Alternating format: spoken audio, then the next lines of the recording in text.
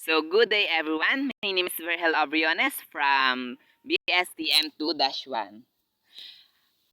My report is how to write a travel blog, and the objectives is enumerate the processes of setting up a travel blog, identify techniques in designing a travel blog, and have profound knowledge on the tips and practices about writing a travel blog from world-renowned travel bloggers. The content is in the digital age. There's a world of possibility for budding writers. Anyone, no matter your level of experience or talent, can relatively easily knock together a web presence and get their words out there. But of course, there's more to starting your own travel blog than that.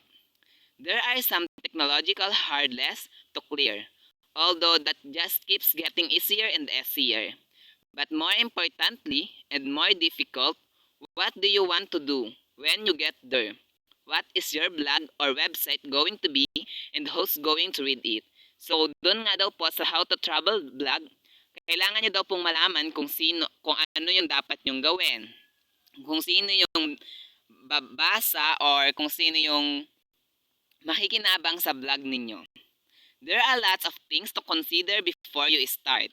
So marami daw po kayong kailangan i-consider bago kayo mag-start, from your subject matters to your domain name to what blogging platform you use to the questions of whether you want to earn money from your blog.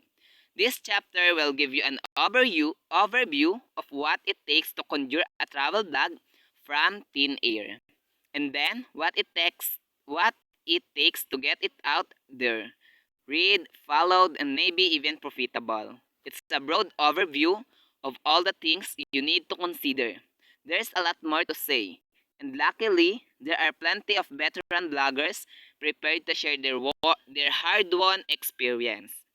So, why do you want to blog?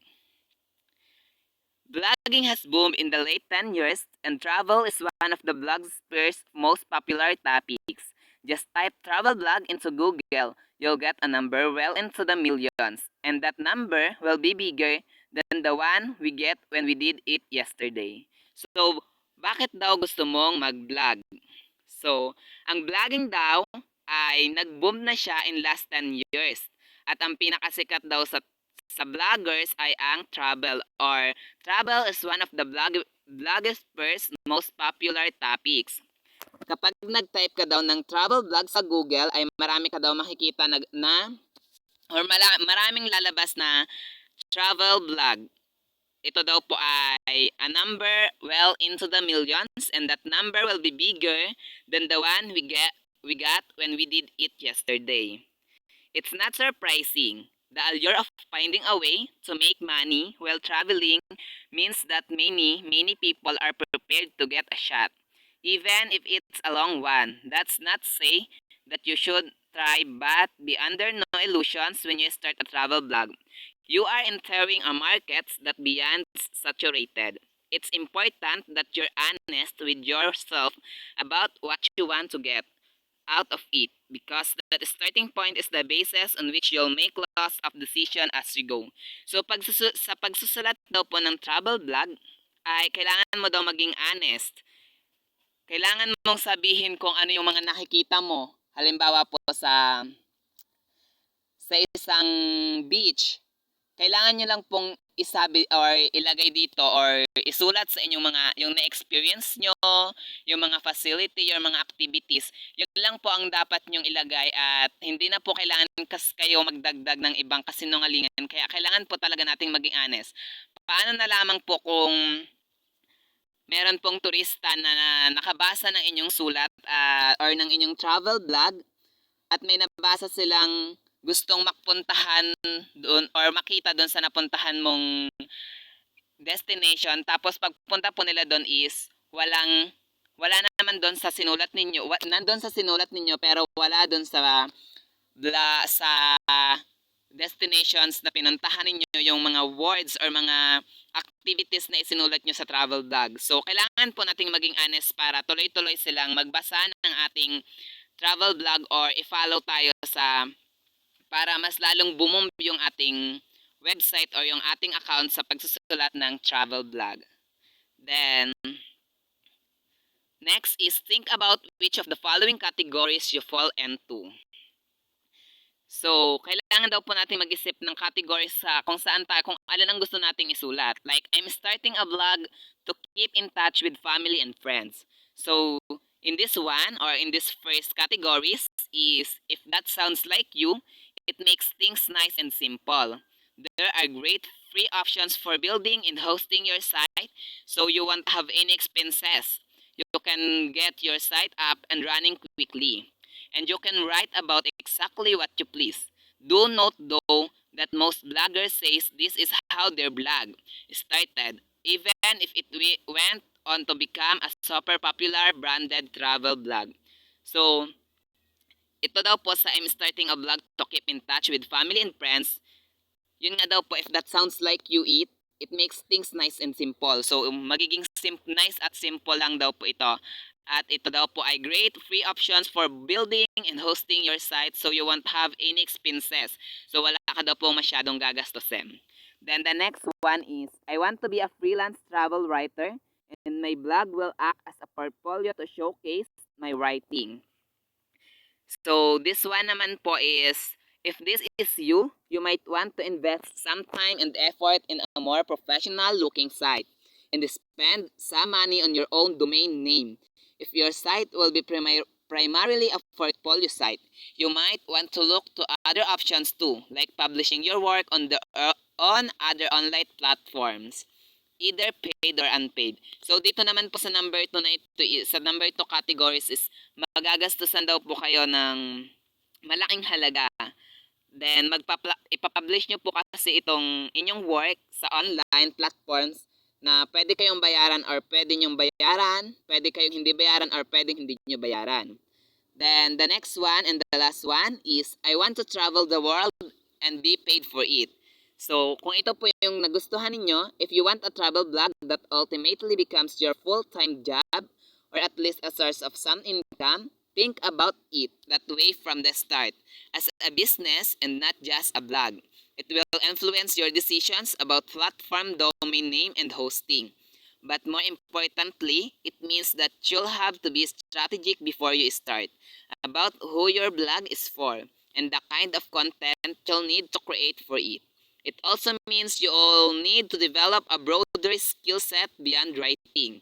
Creating a successful blogging business means being entrepreneurial and multi-skilled marketer, project manager, finance person, strategic lead.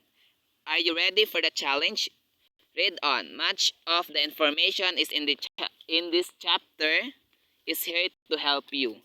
So this one naman po is, kung gusto mo daw mag-travel vlog becomes your full-time job or at least source of some income, ito daw po ang inyong piliin. Mag-isip daw kayo ng mga from way start as a business and not just a blog. So, pwede po siyang business na, pwede siyang travel blog na about sa business, hindi lang siya about sa blog, hindi lang siya, yeah, about siya sa blog, pero hindi lang siya about sa travel experience mo, but in your business, about your business. Then, next is,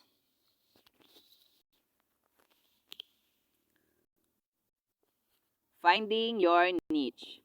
So, mahalaga din po sa pagsusulat ng travel blog yung paghahanap ng mga lugar or mag-isip ng lugar kung saan ba yung magandang puntahan or magandang gawa ng story about sa travel blog mo. Then, in the old days, let's say 2009, this is a fast-moving world. When there weren't hundreds of thousands of travel blogs around, it was enough to choose a broad subject area. Family travel, for example, or adventure travel. And a start blog, and you could discover an audience who found that theme relatable. Over the years, many blogs have filed those broad niche to bursting point, meaning that the level of competition for readers is extremely high. You might decide to focus on just one region or country. So, you're more likely to get results from people searching specifically for example, budget travel Greece. Maybe the hook of your blog is its humor. Maybe it's super chic design will appeal to an audience with a high design aesthetic. Maybe it's a particular idiosyncratic story that you tell through your blog.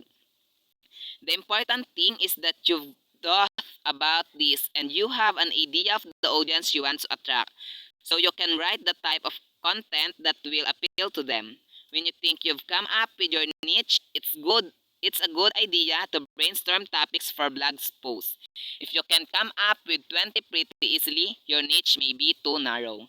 So, yun nga daw po, according to this module, kapag nakapag-decide ka na or nakapag-focus, kailangan mo daw pong mag-focus or mag-decide ng isang region lang or isang country na more likely to get results from people searching specifically. So for example nga daw po yung budget travel Greece.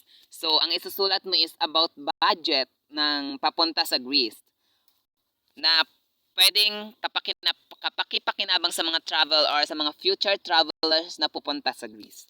So dito po makikita natin na mahuhook mo yung audience na magbasa ng mga nabasahin yung vlog about sa budget travel Greece na kung sino man ang gusto mga future traveler na pumunta sa Greece.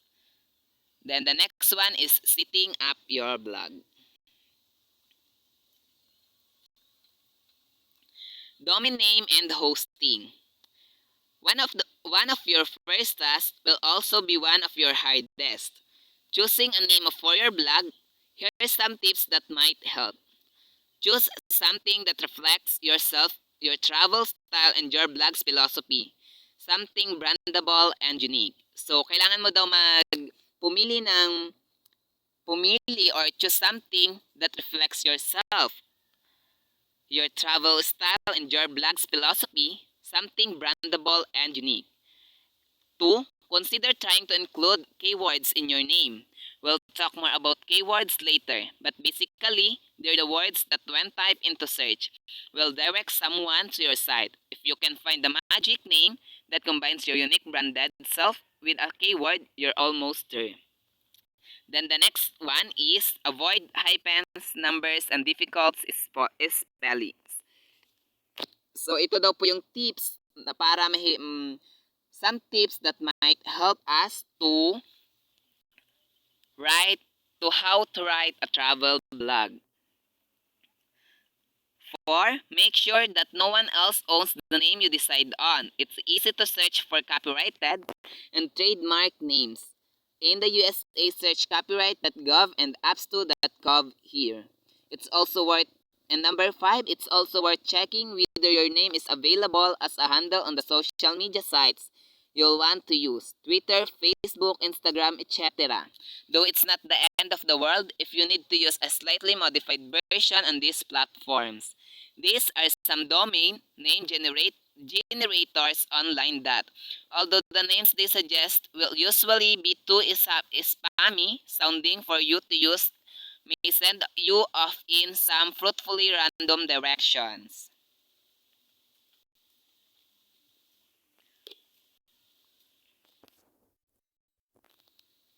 The next is WordPress.com versus WordPress.org. So at WordPress.com, you can create a site very easily, which is then hosted on the WordPress sphere. It's free, but you pay to upgrade different elements of it. For example, your WordPress.com blog comes with a URL that goes like this: yourtravelblog.wordpress.com. If you want the URL, yourtravelblog.com, you'll need to upgrade. Your choice of designs is restricted and there are limitations on monetization channels. For example, you can't use affiliate links. You also can't use custom plugins, and if you want to get serious with your blog, that's a serious drawback. So sa wordpress.com daw po is kailangan nating i-upgrade yung mga elements na ating gagamitin upang mas gumanda ang ating ang pagsusulat ng ating travel blogs or upang magkaroon tayo ng URL about sa ating travel blog. Then, wordpress.org. Sa wordpress.org, www.blog.org naman po is you download free software to create your blog, over which you have complete control. You organize and pay for your own domain and hosting. Although many shared hosting services have deals with WordPress to make this straightforward. The software is open source, meaning there are thousands of developers creating templates, plugins, and tools to which you have paid access. It's a fully fledged CMS, content management system, which gives you flexibility and control over content, but also means it's more complicated than other solutions. Your choice here comes down to how serious you are about this business of blogging. If you fall into category 1 or 2, WordPress.com is probably going to meet your needs. If you're in category 3, you should start with WordPress.org. So dito daw po sa WordPress.org is kailangan daw po nating you download free software. So free ang pag-download ng software para makakreate ka daw po ng iyong blog. Then next is some other options. There are loads of other options out there, and we encourage you to do your research before you make a choice.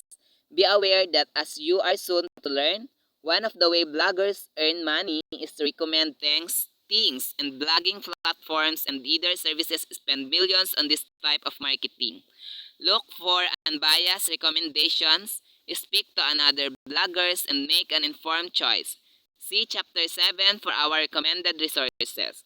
So, yung some other options daw po is, ang informed choice daw po ay makikita natin sa Chapter 7 or nire-recommend yung resources sa Chapter 7 na i-discuss po sa atin ni Miss Queenie. Ni Miss Queenie. Google's Blogger is also free, easy to use, and great for beginners. It's a simple blogging platform, which means your designs choices are limited. As are your options for expanding what your blog does. If you get beyond beginner stage, you may find it limiting.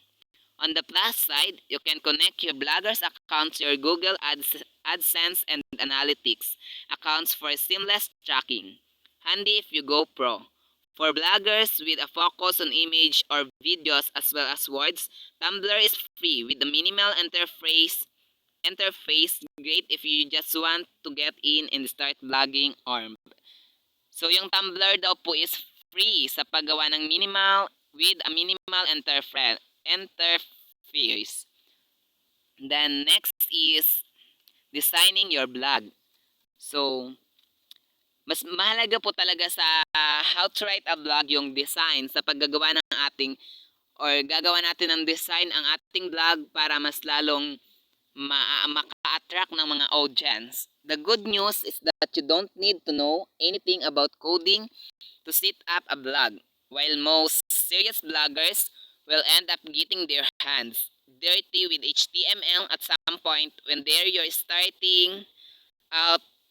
All the hard work will generally be done behind the scenes with whatever platform you choose. So, may good news na daw po na the good news is that you don't need to know. Hindi mo na daw kailangang malaman or you don't need to know anything about coding to set a blog. One of the reasons most bloggers build their blogs using WordPress is the huge variety of design to choose from. So, kaya daw po maraming nagpumipili ng WordPress sa paggagawa ng blog is marami daw po itong variety ng designs na pwede mong pamilian. This is achieved with the use of themes, ready-made templates that allow you to do a little customizations to create a blog that has just the look you want.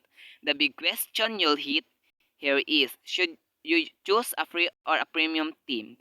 So, may pagpipilian daw po kayo or ang big questions daw po is, depende na yun sa inyo kung ano daw po yung gusto nyong piliin. A free or a premium theme. So, pipili lang po kayo sa dalawa na yun. Then, next is writing your blog. Your blog will reflect you. So, syempre, kailangan po talagang naka-reflect sa ating sarili yung ating blog. Your passions, interests, and ambitions will direct the kinds of things you write about. With this book in your hands, you're already off to a great start.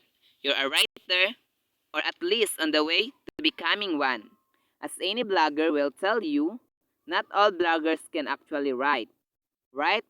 While your blog might be an excellent way for you to practice getting words on the page screen, writing that kind of story is probably not something you can do every time you want to post a blog. Blog posts are different kind of writing. More journalist style, less polished, with a different set of rules and conventions.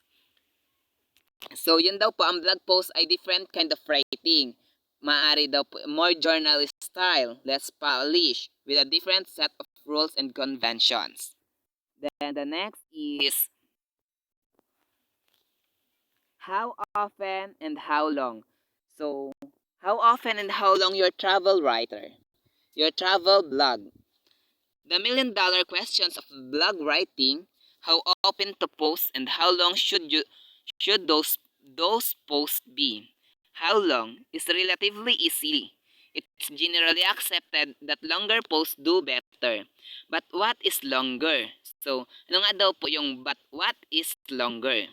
It depends on what you're trying to achieve. Short posts, 300 words, generally get more comments. Longer posts, 1,000 to 100, 1,000 to 1,500 words. Get more social media shares and long posts, 2,000 words and over. Will do better with Google search results. If you aim for 800 to 1,200 words as a general standard, then you're hitting a good middle around. So, yun nga daw po, if you aim nga daw po or kapag pinili mo yung 800 to 1,200 words, you're hitting a good middle ground. Of course, the length you should always be function to of the story you're telling or the message you're trying to get across. Similarly, how often you post will depend on what you want to say and what you're trying to achieve with your blog. So, yun po ang isang malaking big questions kung paano daw po tayo sumulat ng ating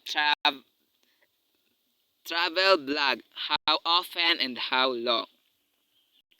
The next one is your blog's content. Only you can decide what you want to blog about, what you want to share with the world. Some travels blog are amusing, some are full of useful information, and some are inspirational. The best are mixture of all three. What matters is consistently creating posts that are engaging, informative, and unique enough to build an audience and keep them coming back. So, ano daw po yung iyong vlogs content? So, according to this module, mas maganda daw pong pagsamahin or ipag-mix yung tatlong yung tatlo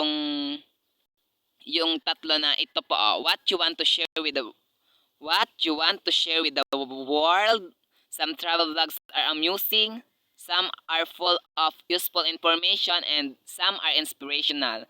So, mas maganda daw pong pag sama-samahin or i-mixture your vlog's content na full of useful information, inspirational, amusing. Mas maganda daw pong magiging kaakit-akit yung iyong vlog or travel vlog kung ipagsasama-sama yung tatlong yon. Then the next is how to write killer headlines. It's sad but statistically true that 80% of people will read your headline and only 20% will read the whole post. The headline is your one chance to grab attention and keep people reading. Clickbait headlines have become an internet glitch. Be aware of how you're pitching your blog, who your audience is, and how your headline style portrays your blog's personality. Keep it real. So, ang importante daw po sa pagsusulat ng travel blog is your killer headlines. Kailangan daw po na masatisfy or ma-attract mo agad yung iyong mambabasa sa killer headlines mo pa lang. Kasi kapag boring na yung killer headlines mo ay kapag boring na yung headlines mo, parang mawawala na sila ng ganang basahin yung whole travel vlog mo. So, kailangan po natin, so bilang isang future travel vlogger, ay future writer travel vlog, kailangan po nating mag-isip kaagad ng killer headlines na ma-attract yung audience natin. Kailangan din po sa ating killer headlines is alam po natin yung kung sinong babasa, kung even matanda, bata, or mga kabataan. So, kailangan po natin alamin ang ating audience bago tayo magsimula ng killer headlines natin.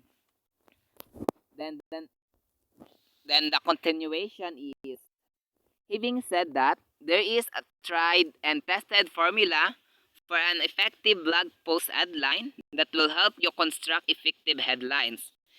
So, ito daw po yung mga effective headlines. Use a number, preferably an odd one and not too big. So, kailangan mo daw pong gumamit ng number at preferably an odd one at saka hindi daw po siya masyadong malaki or mahaba. Or use a trigger word like what, why, how, or when. So, kailangan nyo daw pong yung gumamit ng trigger word na maraming like what, why, how, or when. Yung 4S, 4S and 1H ba yun? Yun po. Basta yun po, kailangan po natin gumamit ng trigger word. Use an interesting or attention-grabbing adjectives. Kailangan din daw po natin gumamit ng interesting and grabbing attentions adjectives. Include at least one keyword. So, kailangan daw po natin mag-include at least one keyword. Make a promise to your reader. What will they gain by reading this article?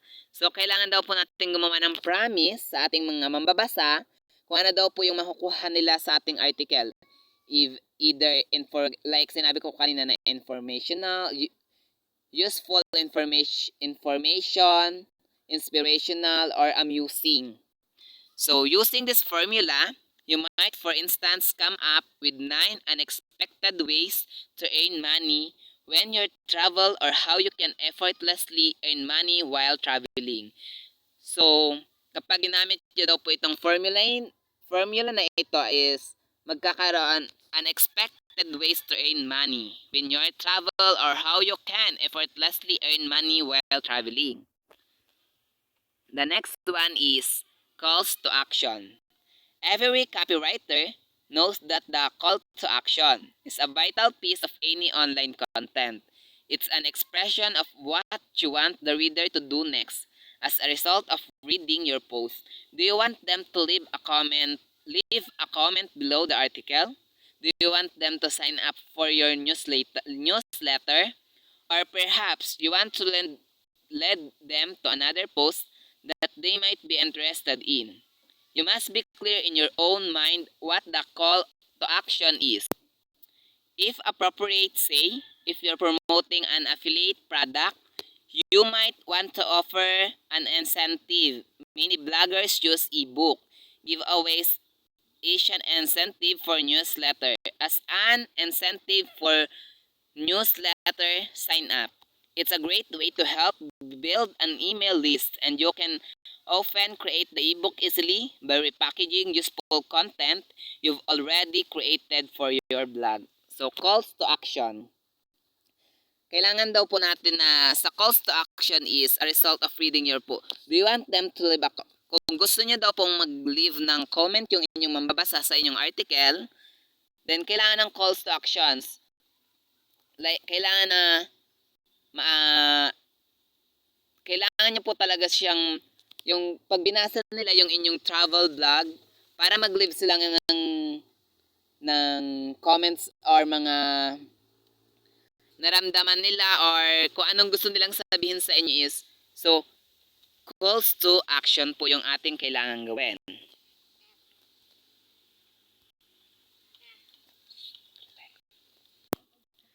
Non-travel travel writing. Whatever your niche and your travel schedule, you may find it difficult to write about an on-the-ground travel experience each time you blog. even if you have a good backlog of material. There will be times when you're at home between trips and weeks where you're staying still recharging. How to keep your blog's content fresh when you're not traveling. Many travel bloggers get around this problem by having a good supply of non-travel subjects to blog about. These are posts that will be of interest you to your travel-loving audience, even if they aren't directly connected to a travel experience. Lists of great films to watch or books to read, how-to guides, trends connected to travel. Think about your niche and brainstorm the kinds of things you could blog about without leaving home. The more of these kinds of writing your niche allows, the easier it will be for you to keep a consistent, regular posting schedule. As your blog matures, you also benefit from having evergreen content that can be enhanced and improved, brought up to date, and reposted. That means that you won't have to write something brand new from scratch every time you post. The next one is understanding SEO. Over 2 million blog posts are published each day and counting. If you want your blog to spread beyond your inner circle of friends and family, thinking a little about search engine optimization or SEO is step number one. CEO is the science or art of increasing the number of people who come to your website as a result of typing words into a search field through organic rather than paid results.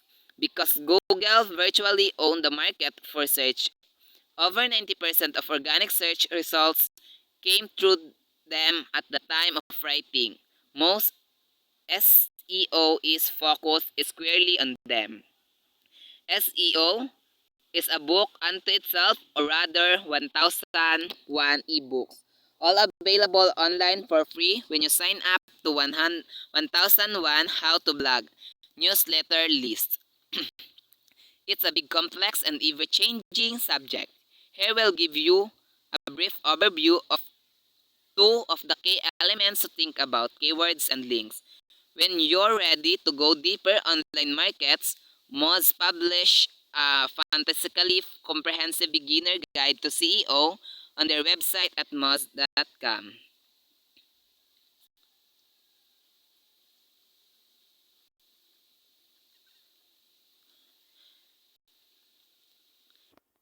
Next is Writer's Tip, 9 blog writing tips you can't ignore. So ito daw po yung 9 blog tips that you can't ignore. When you're writing your blog or indeed anything online, think of your reader. Sitting at their computer, tablet, phone, with the pressure of literally millions of other things they could be reading, instead pressing down on them at every moment. You need to grab and keep their attention. How do you stop from clicking away? Number one, plan your post so it has a point, is well structured, and builds toward that conclusion.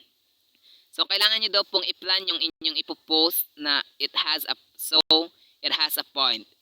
Is well structured and builds toward a conclusion. Hook them with the first sentence. So, kailangan nyo na daw po silang ma-hook sa inyong first sentence. Or, sa inyong first sentence pa lang, kailangan nyo na daw po silang ma-attract. Pose a questions, they have to answer yes to ask an intriguing question. Say something unexpected. Make a bold claim or promise. Find a way to grab your reader's attention. Number 3, keep your style conversational. Sound like someone they're sitting down having a coffee with. So, yun nga daw po, kailangan yung sulat nyo is keep your style conversational. Parang may kausap po sila sa kanilang binabasa. 4, write for scanners. Short, sharp paragraphs broken up with headings and short sentences. 5, lists are easily digestible at a glance. There's a reason they're everywhere online. Can you structure your post as a list? So, can you structure your post as a list? Then 6, make your post unique. It's hard to find new subjects, but you can always find a new angle. So, gawin daw po nating unique yung ating post. Mahirap daw po maghanap ng bagong subject, pero kaya naman nating gumawa ng sarili nating angle. Photo, photos are vital. At least one for each blog, ideally your own and ideally stunning. So, sa photos are vital daw po is at least yung ito daw po ay sarili ninyong ideally your own and ideally stunning. 8. Be you. Kailangan mong maging ikaw. Reliability, sincerity, and authenticity are the gold dust of blogs. Find your authentic voice. It might take a while, but your audience will respond. So, yun nga ba daw po, be you. Don't be afraid to try things out. Play, experiment, and learn from the resort. So, ito po yung kailangan nating tandaan sa pagsusulat ng blog o ng ating travel blog. Next is how search works. So, how search works. At the moment of writing, Google was performing 40,000 searches per second. By now, that has already increased. The algorithms Google uses to search and rank the web's 60 trillion. Also growing by the day. Pages are constantly upgraded and changed. The latest SEO best practice has to keep up with Google's famously secretive engineers as they continuously tweak their formulas. The SEO the SEO landscape is constantly changing. If you're serious about blogging, you need to keep up to date with the latest thinking. In a nutshell, Google uses spiders to navigate the web by crawling from link to link. The pages it finds are sorted by their content and other factors and organized into Google's index. For each search, Google uses algorithms to decide which pages in its index are relevant to the search and rank them using over 200 factors, some of the most important being how many times does the page contain to search keywords? Do the words appear in the title, the URL, directly adjacent? Does the page include synonyms for those words? What is the page rank? The page rank algorithm counts the number and quality of links to a page to determine how important the website is. On the basis that important websites are likely to receive more links from other websites. Next is using keywords.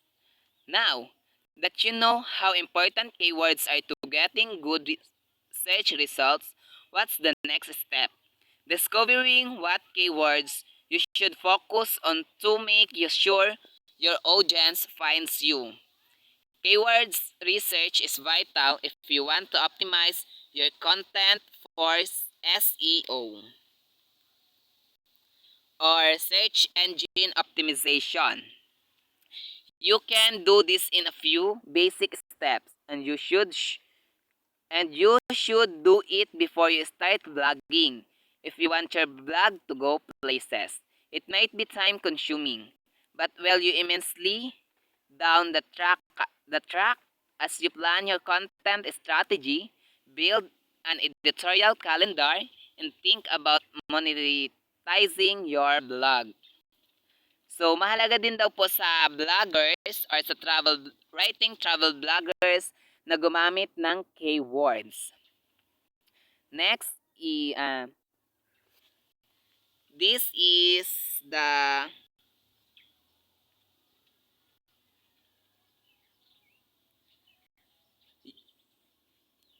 important in using or thinking about monetizing your blog. 1. List the 5 to 10 broad topics you blog about most frequently and that you want to build an audience around. 2. Underneath those topics, brainstorm the specific keywords and keyword phrases that you think your audience will be searching for. 3. Google your keywords and see what related search terms are suggested at the bottom of the page. Should this be incorporated into your list? 4. Make sure you have a good mix of head keywords, popular keywords with high search volume, and long tail keyword long tail keywords, longer, more specific phrases. While more people search head keywords, long tail searches will deliver well targeted clicks. Readers want exactly what you're serving up. It will be hard to rank for travel, but the targeted traffic you'll get from budget, travel in Greece with children will generally be more valuable. See how your competitors are ranking for these keywords, either by googling incognito or using a tool like SEMrush. There are lots of tools out there to help you, depending on how deeply you want to get into it and how much you're prepared to outlay. Google's AdWords Keyword Planner tool is a common starting point, suggesting keywords and providing estimated search volume, as well as predicting the cost of running paid campaigns for these terms. Most have a custom-built keyword explorer that helps improve keyword discovery and prioritization. It cuts out a lot of manual works and it's free to try, so worth giving a go. So this is an this is my will help you immensely down the track as you plan your content strategy. Build an editorial calendar and think about monetizing your blog. About using keywords. Next is writer's tip using keywords well. So ito daw po yung writer's tip upang magamit natin ng maayos ang mga keywords. If you're writing appealing, useful contents that mindful of keywords and above all seeks to address the needs of your audience, you're improving your chances of ranking well. But here are a couple of extra tricks to make sure you're not missing any opportunities to make search work for you. Try to make sure that you include keywords in your blog headlines. So kailangan daw po nating masigurado na naka-include sa ating blog headlines yung ating gagamitin o yung ating mga keywords. Optimize your URLs so they're search friendly. www.crazybudgettravel.com. Budget Greece Athens on $10 a day is better than www.crazybudgettravel.com. 77329 is 507 HTM. Include ALT tags for image, good for accessibility as well as an opportunity to emphasize keywords. So sa pag-optimize daw po ng URLs is maganda daw pong gamitin yung kompleto kaysa sa kulang na URL. Like nga po dito sa www.crazybudgettravel.com budget Greece Athens on $10 a day ay better than www.crazybudgettravel.com. So sinabi niya lang po yung budget pero hindi alam kung saang lugar. Kagaya po sa naunang nabanggit na URL na binanggit ang Greece Athens on $10. So, caption your image with relevant keywords. So, kailangan daw po natin i-caption yung ating image na may relevant keywords. Next is link building. Link building is the process of acquiring new links to your site from external sites. It involves a mixture of marketing, the content you've created to the online world, and building relationships with other bloggers and webmasters. It's worth mentioning that there are links and links. Building low-quality links will not improve your ranking. So, yun daw po, pag building or creating a low-quality links ay will not improve your ranking and worse. Will not improve your ranking and worse, can aggressively harm it as Google continually tweaks its algorithms against these kinds of black hat tactics. Avoid links from sites that Google considers to be engaging in link schemes. These might be links farms, sites that engage heavily in reciprocal linking, sites that contain a lot of spam, comments, or that are in a very spammy niche such as gambling. Next is social sharing. Social sharing brings traffic to a page and directly increases its visibility. More people visiting your content makes it more likely that it will be noticed and linked to by other blogger, journalist, or author, earning you more precious link juice. So even if there is not a direct link between social shares and ranking, the indirect benefit of getting your content out there in front of more sets of eyes increases its likelihood of ranking. Besides, your activity on social networks is vital in building and fostering your audience. Your social profiles give you the opportunity to have conversations, to promote new content, and to learn about who is reading your blog and what they think of it. They bring your blog to life and make the experience of getting to know your brand more fun, engaging, and personal. The web is fundamentally a social place, all about building relationships, expressing identity, and sharing ideas. So, social sharings daw po ay nagbibigay ng traffic or paghinto sa mga page and directly increases its visibility. Next is monetizing your blog. A recent Pro Blogger survey found that of 1,500 bloggers trying to make money from their blog. So, yung recent Pro-Bloggers daw survey daw po ay nakita na ang 1,000 vloggers ay nagtatry na kumita sila ng pera galing sa kanilang vlog. 63% made less than $3.50 per day. 13% made between $1,000 and $10,000 per month. There is money out there, but it's not easy to get. There is no one way to make money from blogging.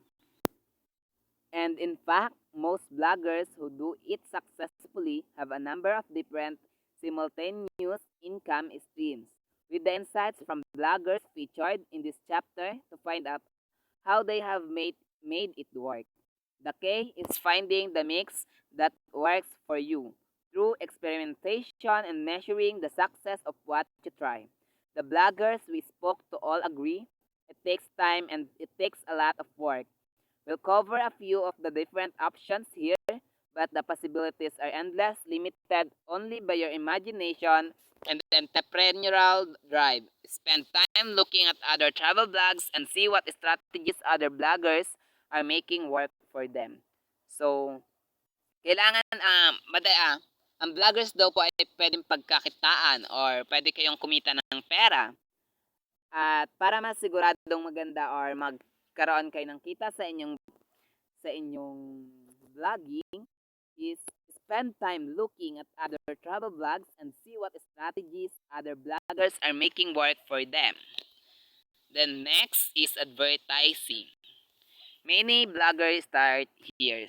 So, karamihan daw po sa mga vloggers ay nag-start sa advertising. Ad networks like Google, AdSense act as a middleman, making it easy to run ads on your blog without needing to sell advertising space. You'll need to have decent traffic coming to your site to start making money. But as your traffic and brand grows, advertisers will be willing to pay to get exposure to your audience. So yung advertisers daw po ay willing to pay to get exposure to your audience.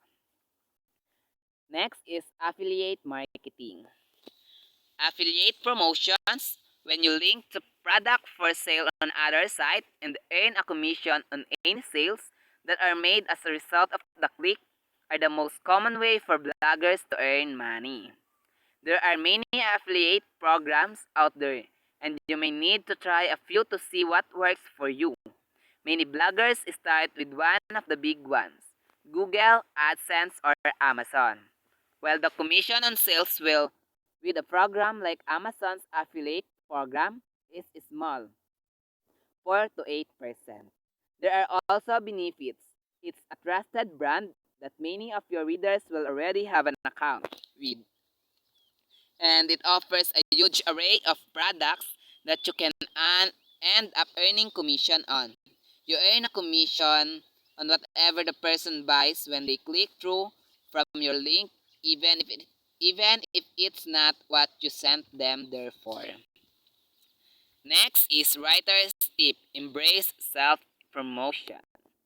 So ito daw po yung writer's tip to embrace self-promotion. While link while link building is a key reason to reach out to other bloggers and influencers, it's not the only benefit. Promoting your blog's content also means you'll get more social shares, more loyal fans, and email subscribers, more invites to interviews, and opportunities for guest posts. Most successful bloggers say that they spend as much time, if not more, promoting their content as they do creating it, as well as blogger outreach and social sharing. Here are some other avenues for promoting your content. Wow! First is think about how you can promote new content on your own site, including as related reading links in already popular posts. So, first daw po ay kailangan natin mag-isip kung paano natin na ipopromote ang ating sariling site.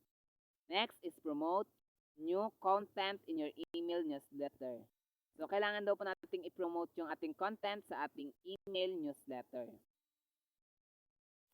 Though it might seem old school, most bloggers consider email a hugely important element of their audience engagement.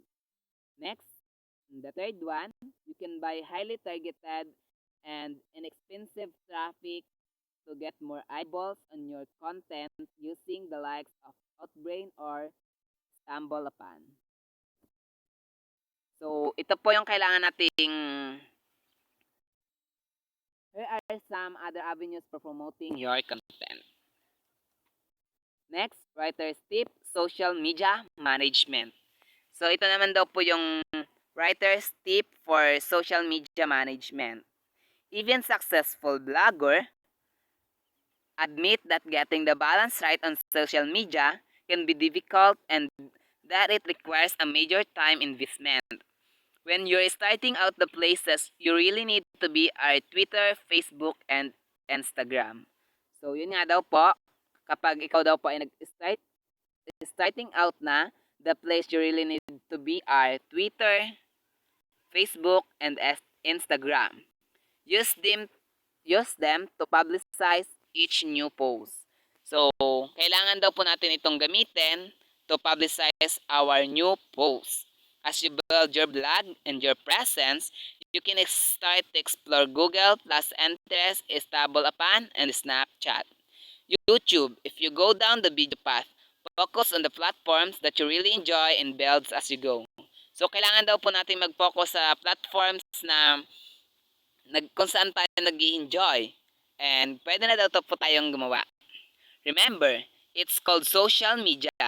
It's a conversation. The bloggers who stand out are the ones who actively seek out other bloggers' articles of interest. Comment on them and share them.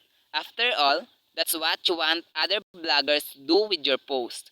You need to be present on the platforms, actively responding to comments, engaging people, and interacting. Keep your content on social platform consistent with the overall feel and the theme of your blog. Don't overpost or you'll start to annoy people, and use hashtags wisely. Follow people who do it well and learn from them. Next is selling services. The travel space is full of potential for selling services. There are travel bloggers out there offering tours, personal travel advice, travel writing workshops, you name it. The limitation on this type of monetization is your time, not only to organize, but to basically be present for the activity.